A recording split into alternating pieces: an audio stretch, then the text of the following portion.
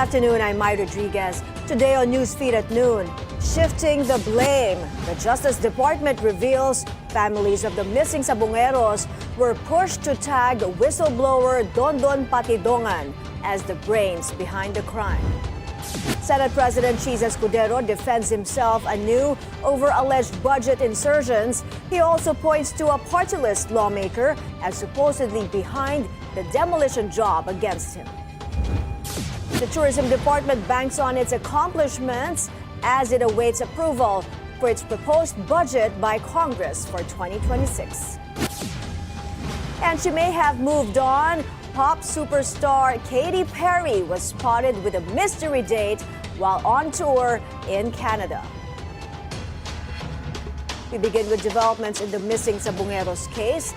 Justice Secretary Boying Remulla reveals that a group within the PNP CIDG tried to pressure the victims' families into signing affidavits that shift blame to whistleblower Julie Dondon Patidongan. He says a CIDG service director was relieved from his post over actions that could compromise the case. A source tells us only one director involved in the case was removed this week, General Romeo Macapas.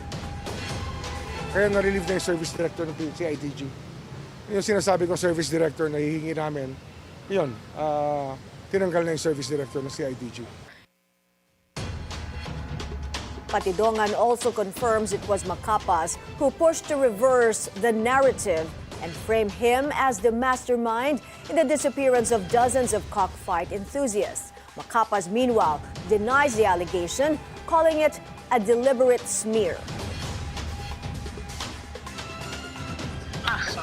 Walang katotohanan at I am vehemently denying kung anong sinasabi nila against me. Una, hindi ako na-relieve dahil sa kung anong dahilan. Ako mismo ang nagkiusap na ilipat ako dahil hindi ko na magamit yung posisyon bilang CIDG director. Dahil hindi na ako mapopromote. 10 months na lang ako. Alam natin lahat tayo naghahanap ng hustisya. Pero kung ang hustisya ay piliin lang natin, mahirap din siguro. Dahil hindi pa ako nasisira sa trabaho. Hindi ako nasisilaw sa pera. Remulla confirms more human remains were recovered from Taal Lake as search operations for the missing Sabongeros resume. May ngipin na kasama. Hindi lang kasama yung pangay, yung lower jaw, pero yung upper teeth kasama.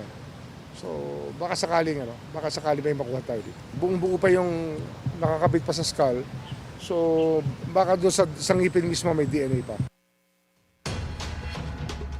Senate President Chiz Escudero names partylist Representative Zaldico as behind the so-called demolition job against him. This as he denied inserting billions in the 2025 national budget.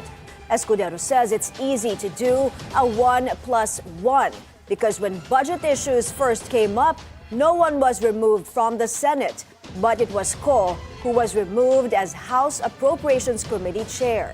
BNC has reached out to Co for comment, but according to House records, Co submitted his resignation back in December due to health concerns.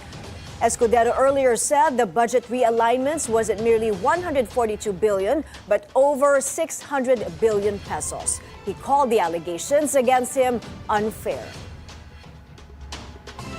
Kayong ibinulsa or meron?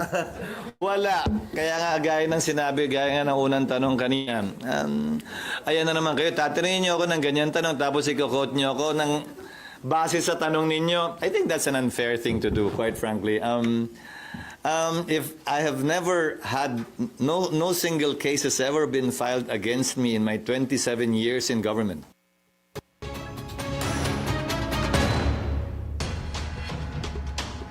The Department of Tourism defends its 2024 performance and pitches its 2026 budget, even as rumors swirl about politics behind the pressure. Paulo Barcelon is on the line from Makati City with a story. Paulo, go ahead. Good afternoon, Mai. Tourism Chief Cristina Frasco dismissed allegations by lawmakers that the DOT is underperforming despite being heavily despite being heavily funded.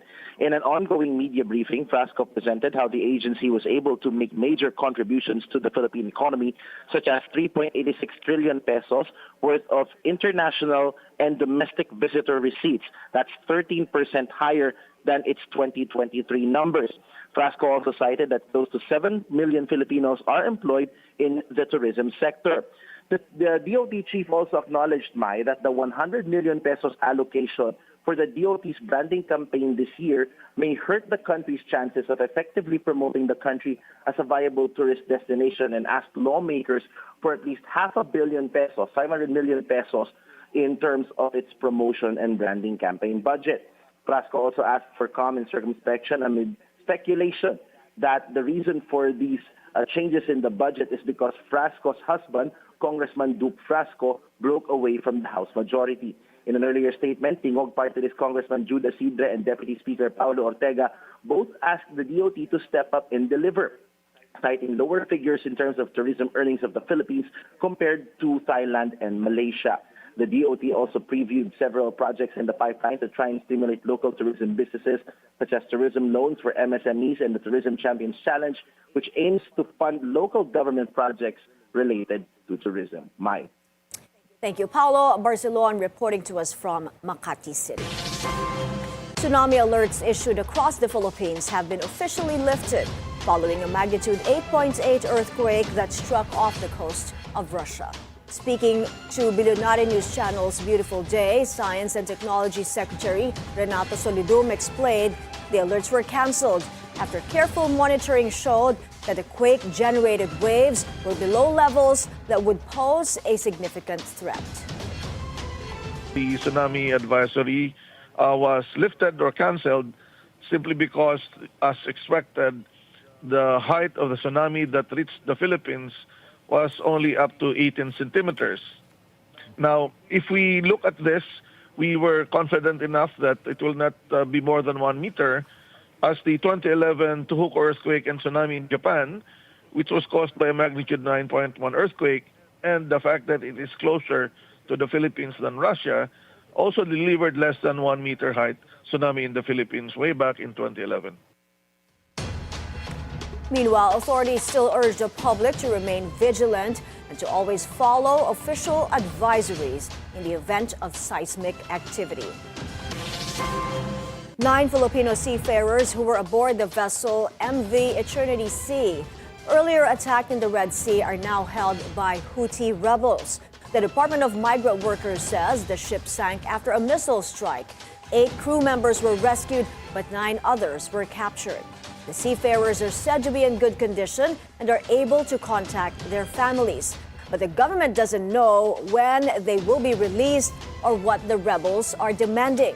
The Philippine government and the Foreign Affairs Department are seeking help from what they call friendly countries to secure their safe return. Filipino-American leaders are calling for transparency and due process after a spike in deportations of Filipino cruise ship workers in the U.S. Our America correspondent Don Tagala reports from New York. The National Federation of Filipino-American Associations, or NAFA, is calling on the Philippine Embassy in Washington, D.C., as well as the Trump administration, to further clarify and provide transparency on the reasons behind the increased number of Filipino seafarer deportation in the recent months. At least 22 Filipino cruise ship workers aboard the Carnival Sunshine were detained and deported when Carnival cruise ship docked in Norfolk, Virginia port in the past 4 months. NAFA National President Ryan Amata says their goal is to ensure the rights of Filipino workers are upheld and respected. In a statement, NAFA Virginia State President Angela Reyes said that NAFA will continue to advocate for due process and humane treatment for all individuals.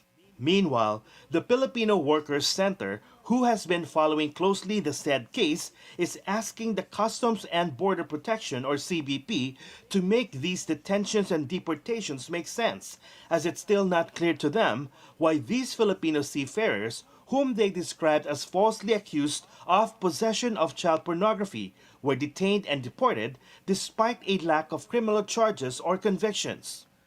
They were not, given access to, to an attorney. It's not required, but these are serious charges, and and they should have at least some form of evidence for them to revoke the visas of these workers, and make an order of having them removed or returned to the Philippines. We really want the Philippine government to take action on this. It is so apparent when you read all of when you hear all of the testimony, all of these housekeepers, all of these, chefs and galley attendants. Is child pornography really a rampant problem? They don't deserve this type of treatment. Soriano Versosa says after speaking with the Carnival Cruise Line, officials told them that the Carnival Cruise Line is taking this issue as a law enforcement matter and that Carnival always cooperates with law enforcement investigations. We beg to differ that there are no charges being filed. There are no convictions that are happening. They are simply getting their immigration status taken away. And so it's very much a immigration issue as well as a civil rights issue. Meanwhile, in light of the Philippine President's State of the Nation address on Monday, Filipino activists in Washington, D.C. are demanding action from President Ferdinand Marcos Jr., who recently met with U.S. President Donald Trump at the White House. We're demanding that Marcos take a stand. He has basically made no public stance and demand that this crackdown on immigrants stop, that the rights of Filipinos na nakadetain na or nakathreaten na, that they're protected. We are in touch with the families. They are scared, but they are fighting. And we're asking Marcos to do the same, to fight. We say enough is enough, that we protect our migrants, we protect our workers, our seafarers, and we also demand that Marcos and the Philippine government advocate and do everything in their power, use diplomacy to not, back down and really fight for the Filipino people. These Filipinos on the East Coast say President Marcos may have missed the opportunity to raise the issue of the unexplained surge in seafarer deportations during his meeting with U.S. President Donald Trump. It was, a lost opportunity. And who else is going to stand up for Filipinos if not, its own government, to be able to question? We power the cruise line industry. We are 1 in 4 of seafarers that make it work. However, it's not too late for the president to advocate for the rights of Filipino seafarers to receive due process and for the U.S. to uphold their legal rights to work on these cruise ships and continue to work without fear of unjust revocation of their work visas. Don Tagala, Billionaire News Channel, New York.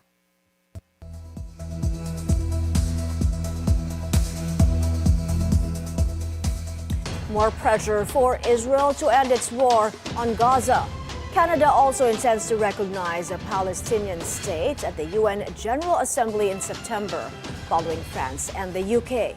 Prime Minister Mark Carney says the move has conditions, including the Palestinian Authority's commitment to reforms and general elections in 2026, where Palestinian militant group Hamas, quote, can play no part. De Palestiniens ont été tués. Tens of thousands of Palestinians have been killed, and thousands more are on the brink of famine. Canada condemns the fact that the Israeli government has allowed the catastrophe to worsen in Gaza. As a founding member of the United Nations and NATO, Canada is among the first to defend peace and security in the world. We have the duty to uphold human rights and promote peace and security both domestically and abroad. U.S. President Donald Trump has pushed back against plans to recognize a Palestinian state. He says doing so would mean rewarding Hamas. Senator Bernie Sanders calls for an end to U.S. military aid to Israel. He says American taxpayer dollars have been used to starve children bomb schools and kill civilians in Gaza. There is no military purpose in starving thousands and thousands of children. Let us be clear. This is not an effort to win a war. This is an effort to destroy a people. U.S. taxpayers have spent many, many billions of dollars in support of the racist, extremist Netanyahu government. Enough is enough. Americans want this to end. They do not want to be complicit in an unfolding famine and daily civilian massacres. And we here in Congress tonight have the power to act. The war began on October 7, 2023, when Hamas militants attacked Israel, killing more than 1,000 people. In Gaza, the health ministry says more than 60,000 people have already died in the conflict. A day after a powerful quake struck Russia's Kamchatka region, tsunami warnings across the Pacific have either been downgraded or lifted. In Hawaii, beachgoers have returned to Waikiki, while flights at Honolulu Airport have resumed. On Wednesday, Hawaii saw waves of up to 1.7 meters. High waves are also reported in Japan's east coast, which was devastated by a magnitude 9 quake and tsunami back in 2011. Up next, a partylist lawmaker comes clean after he was caught allegedly watching an e-sabong match on his phone during a House session. Details when Newsfeed at Noon returns.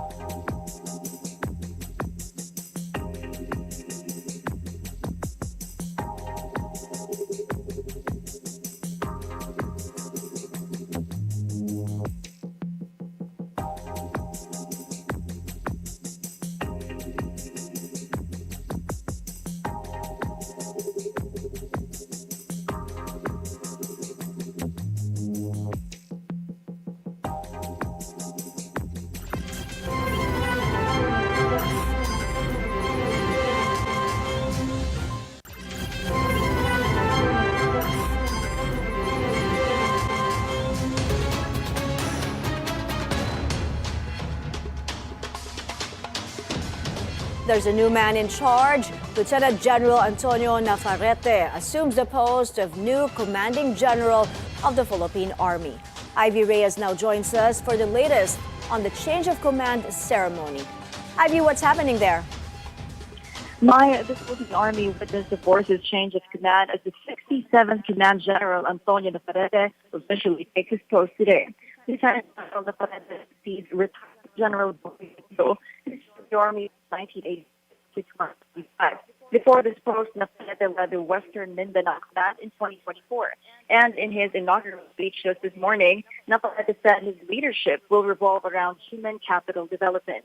According to the general, the Army is entering a war that needs not only external, but internal preparations. In his words, the Philippine Army isn't getting ready for war, but for the future. After President Bongbong Marcos led the change of command and awarded the outgoing general with the Presidential Legion of Honor and other awards in recognition of his 39 years of service. PBBM thanked Galido for upscaling the Army's productivity, especially the participation service. His marching order for the incoming general, vigilance. PBBM Navarrete is entering the post at a time of geopolitical tensions, requiring more vigilance as the force's top official. The outgoing and incoming general are alumni of the Philippine Military Academy class of 1990. All right, thank you for that report, Ivy Reyes. The Office of Civil Defense joins forces with the private sector to roll out a nationwide disaster awareness campaign. Andrea Salve joins us with the launch details from Manila. Go ahead, Andrea. The Office of Civil Defense banks on the network of the private sector as they launch the Panat Filipinas program in one of the country's largest supermalls. Panat Filipinas is a risk communication advocacy campaign focused on disaster preparedness. With the signing of a memorandum of agreement between the OCD and SM Supermalls at SM Mall of Asia in Pasay, different Panatag videos featuring informative disaster response strategies will be distributed and played in all of the mall's public screens nationwide. According to OCD Assistant Secretary Bernardo Rafaelito Alejandro, the partnership is a good avenue to educate Filipinos, especially students, and further strengthen the country's disaster resilience.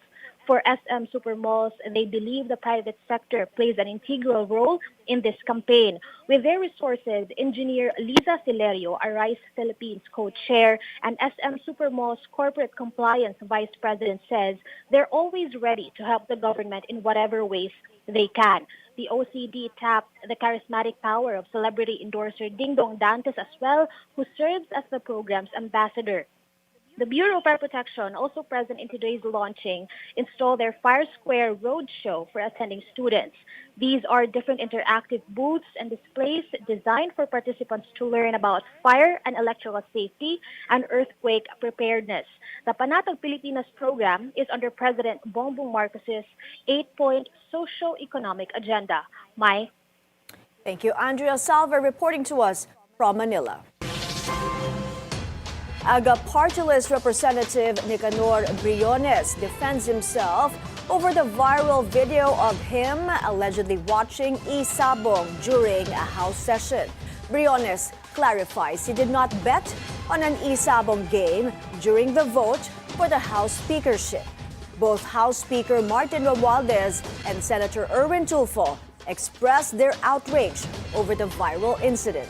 The Senate will soon discuss the issue of online gambling with Senator Tulfo as the new chairman of the Games and Amusement Committee.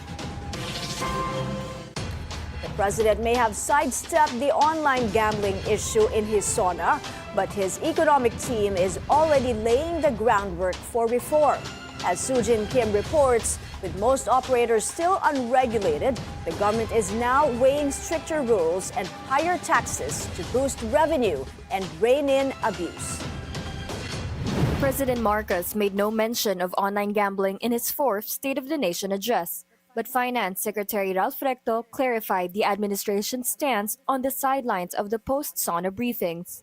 Ibig sabihin, pinag-aaralan pa. Hindi natapos bago yung SONA, pero clearly there will be additional regulations and possibly new revenues. But it is not a tax measure. Recto warned that a total ban on online gambling may backfire. My personal opinion is stronger regulation and more revenues.